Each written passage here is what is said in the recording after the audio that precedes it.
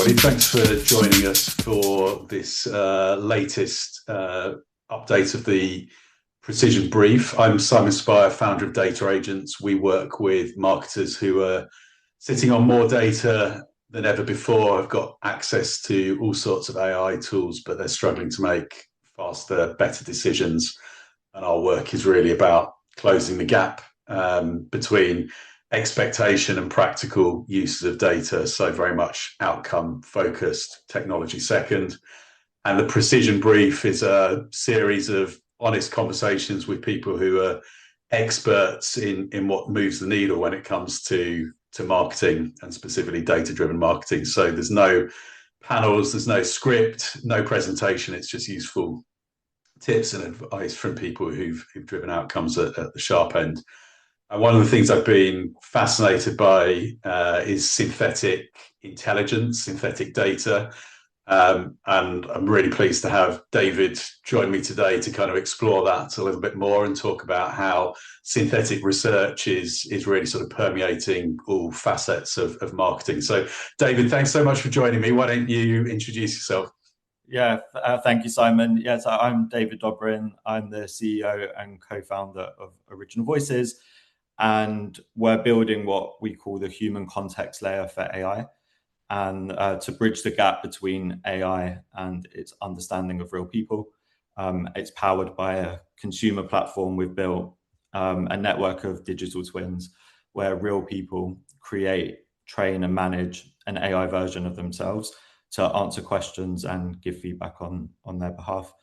I've spent most of my career in the market research and consumer data space, mostly at YouGov, and Original Voices is the infrastructure for market research and consumer data in this AI world that we're now in. Fantastic. Let's get into it. I'm really interested in synthetic research. I can see huge sort of real opportunities for it. And I think I'm sort of interested in where you started, really, because there's lots of solutions that seem to me, at least, to be sort of scraping information or working with existing research that might sort of exist within a brand. As you say, you're already taking that sort of human first approach to building it. So how does that work, and what was sort of behind your decision to build it that way rather than something that was a bit more of like a scraping approach? Yeah, totally. So we started from the premise that in the age of AI, what real people think and how they see the world should matter more, not less. And that we wanted to find a way to leverage AI to amplify and augment rather than replace real people. And that was mostly driven from some solutions that we saw where they were building what I would refer to as like pure synthetic data, whereby they essentially scrape publicly available data on the web and other data sources and create fake or fictitious personas. So you might have a fake Simon who lives in New York or a fake David who lives in London. And the problem with that is that it's not based on a real person. And so you get like plausible sounding responses from no one real with no way to validate or follow up. And so we decided to take a different approach where we actively involve real people throughout the whole cycle. And so what that looks like in practice is we built a consumer application called Twinio, which is where real people create and train their own digital twin. So an AI version of themselves that they train by answering lots of questions and sharing data about all aspects of their life. And then once a twin is trained, it's able to leverage the knowledge it has on that person to answer a question or give feedback on their behalf. And key to the approach is that there's always a real person involved. So they train their twin, they update their twin because we have access to the real people. We can ask them new questions whenever we need to enrich their twin. And also they validate their twin. So whenever a twin answers a question for them, they get a notification, they can rate and review the answer and they give feedback. And so we have this ongoing validation and feedback mechanism. And so there's a big debate about whether the future is, quote unquote, real people or synthetic. And our answer is that it's both, but not as separate solutions as one. And so the beauty of our approach is that you can go in and you can describe an audience in natural language. We'll find a set of relevant digital twins, and you can ask questions or put concepts to them. It could be a website or a product, and get instant data and insights. And because we have access to the real people, we can always go back to them to survey them or do an AI interview with them to learn more about them. You can get the data from that research, and then that data can enrich their twin profile. And so you can go to that segment of twins, ask questions with that enhanced knowledge and grounding from the data and insights that those real people have shared. And so it's like very much a hybrid solution where we are leveraging AI, but it's fundamentally grounded in real people. Yeah, it's really interesting. And I think done well, it unlocks a sort of better, faster, cheaper approach for marketers. With the brands that you're working with, are they working differently because they can use this approach, or is it substituting for sort of, I guess, more sort of traditional research that they might have been doing in the past? Yeah, it's a bit of both. So the other unique thing about what we're doing is that we've built Original Voices as an API and an MCP first. And so what that means in practice is that we have built a standalone tool, but really the power of what we've done is that you can access Original Voices inside of the AI tools or agents that you already have and are using. So you can be in Claude and you can describe an audience and get data and insights from the digital twin network that comes back inside Claude. And so what that means in practice is that it massively extends the actionability of the data and insights, because historically you would run research and you would end up with a PowerPoint or a report, which is actually quite difficult to action. Whereas when the data is made available directly inside of these AI tools, you can leverage that data and insights to inform or ground any workflow that you're already using those tools for. And so the key thing that we're seeing is that we have some customers that are using it for audience research and understanding in the traditional sense. And the power of it is the speed and the depth, because you can keep asking additional questions just like you would in ChatGPT or Claude. So you're not just confined to one set of questions. You can see the data and insights that comes back, and you can ask 10 more questions or 5 more questions to dig further. So there's speed and depth. But also, because we make the data available inside of these tools, then marketeers can leverage it, for example, to inform their ad or creative copy. So rather than just relying on Claude to make assumptions about what matters to an audience, when it comes to creating Facebook ads, for example, Claude has context about what this audience thinks and feels about this product or topic, and can leverage that data and insights to create much more relevant and targeted ad creative, for example. And the same for like pre-testing and validation. And so what we're seeing is some customers are using it for research in the traditional sense, where it's much faster, much deeper, and much more granular. But also that the data is highly actionable for lots of additional use cases, including marketing, because we make the data available inside Claude or ChatGPT.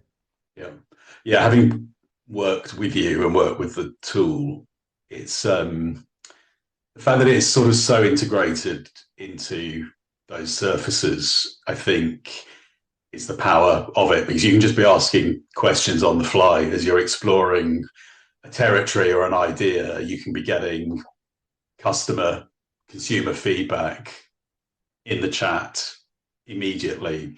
There's no sort of, okay, I'm going to stop here and now I'm going to go and brief something and I'm going to wait for it to come back. So yeah, I think the fact that it is sort of so, gives you such a sort of holistic view so quickly is the power. But it does force, I think, it does force the marketer to work a little bit differently in terms of the sort of process, or it gives you the opportunity to work differently so that it's faster, it's more iterative and sort of free flowing. I guess one of the things I'm really interested in at the moment across all the work that I do is that your platform, the things that we do with data and so on, Obviously, there's so much power in AI in terms of harnessing data, making it accessible, but it's still really, the outcome is really only as good as the question being asked of it. Yeah. And so I was just interested in that sort of ability to work in a more sort of free form way with, real customer consumer feedback and input. Does that mean that you need to think differently about the questions that you ask and how you work differently? And are there best practices that you're starting to uncover through all the work that you're doing? Yeah, totally. It's a really good question. So the input when you first start with original voices is flexible. So if you're using original voices in Claude or ChatGPT, you can define an audience, and then it's possible for you, if you have a specific set of questions that you want to ask, then you can include those questions in the prompt, and we'll ask those exact questions to the digital twins. So if you are an expert researcher and or you know exactly what you want to ask and how you want to ask it, then you can include those questions in the prompt, and we'll ask those questions. And the same principles that have always applied apply here, where like the quality of the question will determine the quality of the output or the results that you get. Equally, we find that some customers don't necessarily know exactly what to ask and how to ask it, but they have a very high level sense of like the topic that they want to explore. And so in that scenario, we've created a set of skills that instruct Claude the types of questions to ask and how to ask it. And so like we remove the burden or the heavy lifting on the user, which enables them to say something along the lines of, I'm interested in how dog owners in the UK manage and monitor their dog's health and well-being on a day-to-day basis.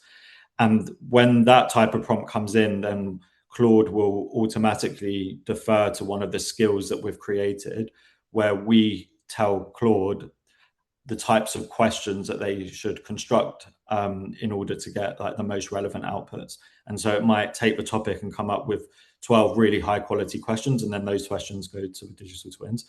And so we try and flick between both sort of scenarios depending on what the user wants. So if they want to ask their set of questions, they absolutely can do that, and the quality of those questions will determine the quality of their results. And or if they're not sure what to ask or how to ask it, then we've created a set of skills that enables them just to define a topic, and we'll come up with the most relevant questions to ask. But ultimately, in either scenario, you're right that what you ask and how you ask it will ultimately determine the quality of the data and insights that you get back. What I would say is the beautiful thing is that it's not like a survey where you've got like one chance to ask a good set of questions and you get the results and you're like, oh, I should have asked this question, this question, this question. Like if there is something you miss and or if something comes back that you want to dig in further, the great thing is that you can just ask that, because you're not confined in any way to like a project or a scope. And so there's like quite a practical element to this as well. Yeah.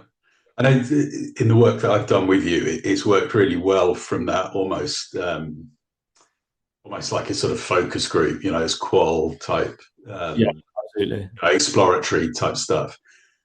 I think you were saying before there's another use case which is around optimizing ad copy, those sort of things. And I suspect also through using some of the capabilities now in Claude, you could almost be using it for sort of repeated surveys, repeated pulses, and so on. Is there a sort of particular focus or a particular area that you think it's particularly strong in? Yeah. So our goal is quite simple, which is to bridge the gap between AI and its understanding of real people. And the thesis is that use of these AI tools is proliferating. So that's people using ChatGPT or Claude and increasingly AI agents. And they're incredibly powerful. They generate content and answers at like extraordinary speed and scale. But the main problem is that a model only knows what it's been trained on. And in our context, it doesn't know what real people think and feel about a particular topic, brand, product, or service. And so our thesis is that without the right context, the outputs tend to be generic or off the mark, or what I describe as confidently wrong, where AI is a good copywriter. And so you get outputs that are like plausible and look and sound good. But actually, because they've made assumptions about an audience, the output, even though it might read and look good, isn't necessarily relevant to the audience for which it's intended.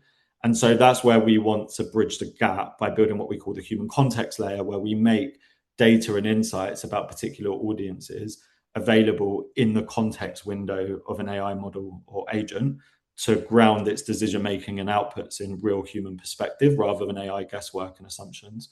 And so in that context, anything that you're using these AI tools, models, or agents for, where the output is something that someone is going to read or consume or use, we want to be the layer where we're either informing that output and or pre-testing or validating it. And so where we're seeing a lot of success is in, I guess, like in the creative space, where instead of just getting like quite generic outputs from Claude, where it might describe a product or a feature, but won't necessarily talk to the audience. It won't necessarily address their concerns, their preferences, the language that they use. And that's what Original Voices enables. Likewise, for landing page copy, we've had customers that have rewritten their landing page to reflect the insights from their target audience. Same with product descriptions, email campaign and content. So what we're really seeing is that anything that AI is being used in this context could benefit from data and insights from real people to either inform and or pre-test and validate outputs. So it's fairly broad, but like at a very high level, our goal is to make data available to these tools so that you can A, differentiate your outputs, and B, make them more relevant, targeted, and personalized. Yeah, very interesting. I think particularly in the marketing space and with the use of agents, the discipline is almost keeping the rigor as the speeds up and as things get faster. And so that human context layer and how that gets baked in almost from the outset, I think is incredibly powerful. Obviously, there's the sort of input from Original Voices and the digital twins that you're building. Do you see there's opportunities to be bringing in data from other sources to make that context layer as rich as it possibly can be? Yeah, so the way we think about what we're doing is that everything we do is on an individual level. So each digital twin represents a real person who has answered questions or shared data about themselves. And so like we maintain that one-to-one relationship on an individual level. Now it might be that individual answers questions, it might be they connect other data sources, and we bring all of that context into that particular twin profile. But what we do, and I guess what we specialize in, is that one-to-one relationship between a digital twin and a real person, so that you can describe an audience and we'll find, say, 25 or 30 digital twins that meet that audience criteria for you to research and bring data and insights into your AI flow. That's like what we do. But the way we see it being implemented in practice is like that's like the vertical. That if you say you have an AI agent, we want to be the human context layer, where it's like data and insights from real people on a particular topic, brand, or product that feeds into the agent. But that agent will be able to leverage other data sources in addition to ours to give it like a holistic sense of either who an audience is and or a broader topic that they're sort of working with. And so that might be an agent does use a web scraping tool to scrape Reddit or customer reviews or customer testimonials. They bring that into the context window. And then that agent uses Original Voices to do, I guess, quote unquote, primary research with a target audience to bring that into the context window. The agent might leverage some internal data to bring that into the context window. And so our goal isn't necessarily to bring in other data sources into our product, but is to make a unique data source available to these AI agents who may use it in addition to other data sources or different types of context that they may be able to bring in. Yeah. I think there's a very interesting opportunity to sort of triangulate the data that you have with first-party data, because I've worked in so many projects where you've got incredibly rich first-party data in terms of, at a customer level, what do we know about them? where do they live, and then how do they behave? How often do they visit? How much do they spend? What promotions do they respond to? What price points are they most sensitive to? Which channels do they use? All of those sort of things. Traditionally, you'd also then have research, which you can start to infer by the age of somebody or where they live that they're going to be like those people in your first party data. But it's always quite hard to make that link. Whereas I think there's something that could be really interesting given on what you know about the twin, and Yeah, actually how do you then surface that and connect it to that first party data. So as well as the attitudes and interests and everything that you can surface through the twins, you can actually then connect it right the way through to value. totally. So one of the products that we haven't officially launched it, but we are working with customers on it, is this idea of a private twin network, which is exactly what you described, where we can go to a retailer or a brand and enable them to create a private twin network out of their existing customers and customer data. And that can take a few different shapes. One is that we can leverage all of the data that they already have on their individual customers and enable them to create a digital twin audience out of that data. And or we can make surveys or AI interviews available to that retailer or brand to invite their customers to participate in further research. And then that data can further enrich the twin profile. And then what they end up with is a digital twin audience of their customers specifically, that they can do all the use cases that I mentioned earlier. So it might be someone might be using it for research, or someone might be using it for their ad creative or to test some messaging. And so I think that's I think a good example of what you've just described, which is that how can you leverage your existing first party data with the twin infrastructure that we've built, so that you can create a digital twin version of your existing customers that are essentially available for querying whenever you need to and across the organization. So we've got a few projects on in exactly that space. We haven't formally launched or announced a product yet, but we are actively working in that space. I think it's a really exciting opportunity because it's another way to activate the existing first party data that you might already have and just make it incredibly useful across different teams within a business. Yeah, it's really, really exciting. We should definitely explore Yeah, that a bit yeah, more. Very interested in that. I guess there's a couple more sort of general sort of things that I'm seeing quite a lot of at the moment. I'm just sort of interested in your take on them. I think as models start to become a bit sort of commoditized, and yeah, they will start to level off, and so the data is the thing that is left to sort of compete on, I yeah, guess. yeah, Um, and because of that, I think there's a lot of expensive models that are going to be used for things that they don't need to be used for. totally. And there's a hidden cost that at the moment is unknown, and people just sort of default to the latest model. I guess, is that something you're seeing, and is your solution sort of predicated on certain models from certain vendors, or actually is the model commoditized and your data asset at whatever model is the best fit? Yeah, it's exactly the latter. So the main thinking is that everyone has access to the same models. So whether you're using the latest and greatest or you're using an open source model, there are a defined set of models that pretty much everyone has access to. And the main thing that where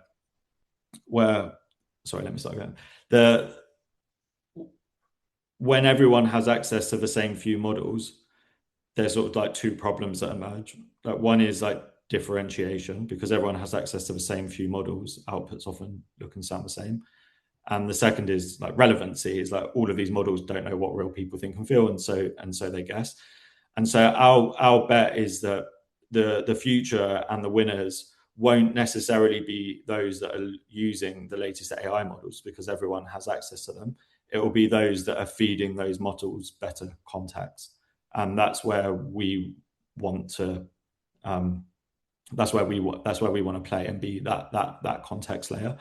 And so we're sort of agnostic in a sense of like what model someone may be using themselves or what model one of their agents may be using. Our thesis is the same, is that whatever model you're using, you need to add this context layer in order to make your outputs and outcomes as good as possible. Yeah, I think that's spot on. I think in a way, it's the way it's always been. The data is the moat, and the model is just the delivery mechanism. The value is in the data. Totally. Historically, it would have been you would Yeah. get an analyst to do a model on some data, and they might have a different flavor to somebody else. That's obviously changing now in terms of models are open source or widely available, but it's all predicated on the context that you're putting into it, and that's really the value and the asset of any brand. Yeah, exactly. And I think there's like three broad types of like context. So what a lot of people are doing, and it's great, I'm not saying they shouldn't do that, is you can scrape the web. So you can like go to Reddit or customer reviews or whatever it might be, and bring that context into the window. And that's fine. And it definitely helps. Like doing that is better than not doing that. But everyone has access to the web data. And so in theory, anyone can also do exactly the same thing. And so there's not necessarily an edge there. The second layer is whether you can leverage internal proprietary data, and that definitely makes a difference. And then we're betting that there's going to be this like third layer, which is different from the first two and brings that unique customer perspective that might not be reflected in your internal proprietary data because you haven't asked those types of questions, or it's not as like granular, and or isn't available just from scraping Reddit, for example. And so we're not saying that we're going to be the only like layer in this stack, but we are saying that there are certainly limitations to just scraping the web, not least because everyone can also do that. And we're sort of making the bet that you can add this additional proprietary data source to differentiate what you're doing, as well as making it more relevant and targeted and personalized. Totally. I think generally as the whole space is maturing, I think sources like Reddit and so on are going to diminish in their importance. We already see it in things like AI search, which 9-12 months ago everybody was piling into Reddit because that's what the LLMs were scraping to decide what answers to surface. But they've matured so quickly, and I'm not saying that's not still an important source, but I think that the battleground will be proprietary data. Totally. And actually, I think there's really interesting opportunities to unlock value in proprietary data that hasn't been explored before. So we've been working with a client to access their call center data, which had been, only ever used for sort of operational metrics and reporting. But actually, the verbatim insights that you get from actually listening to a customer and how they're feeling and what issue they're grappling with and whether they really are satisfied at the end of the call, or all of those sort of things. If you're then aligning that with who that customer is and how long they've been a customer and how much it costs to acquire them, that's fascinating. And it's been so difficult to bring those things together historically, but now you can start to actually unpack that, understand it, and then if you're overlaying your information on top of that, to me that's just a treasure trove of information that has always kind of existed in different silos, but actually there's an opportunity now to put it together and make sense of it. Yeah, totally. It's one, the fact now that we have AI, it means you can do these things now. And then two, it matters more than ever to use it and deploy it, because not only can you, but it's like critical, I think, to give you that edge. So yeah, it's super interesting. Yeah, I totally agree with that. I think, and it also comes back to what are the how do you want to use it? What are the outcomes you want? What are the questions you want to ask for it? That, so it needs to start strategically and then drill down. Absolutely. That's probably a good point for us to pause and leave it, David. But I mean, it's so interesting. I think there's so much opportunity around what you're doing, and I think that context layer is absolutely the right way to be thinking about things. So it's going to be very interesting to see how you develop it out. And yeah, really looking forward to partnering with you on projects as we progress. Yeah, likewise. Thank you very much. Great to see you. Thanks for your time. We'll speak soon.